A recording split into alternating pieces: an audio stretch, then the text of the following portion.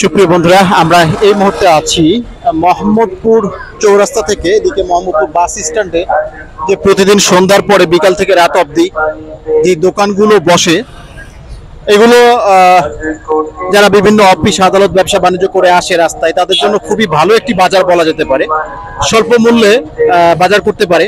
তা আসলে এই মুহূর্তে কেমন পরিস্থিতি বাজারের, আমরা একটু খোঁজ খবর নিব।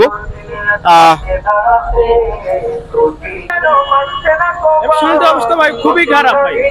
মাল আনলে মাল ব্যস্ত অনেক কষ্ট হয়, কাস্টমার নাই, লোকজন নাই, মানুষ টানুষ নাই আগের মতন, অনেক অবস্থা খুব ভয়াবহ অবস্থা ভাই। বর্তমানে আমরা চাই নতুন সরকার আমলে দেখি ব্যবসা সামনের দিকে আরো ভালো হওয়ার সম্ভাবনা আছে। এ আসে আসি রোডে অনেক কষ্ট হইতে ভাই চলতে আছি কোন রকম ভাবে।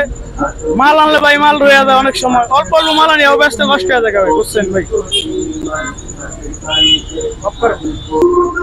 আমরা এখন জানতে চাইবো এই ব্যবসায়ীর কাছে যে এই যে আগে যে এইখানে চাঁদাবাজি হতো ব্যাপক হারে, এখন কি সেই চাঁদাবাজি হচ্ছে কিনা?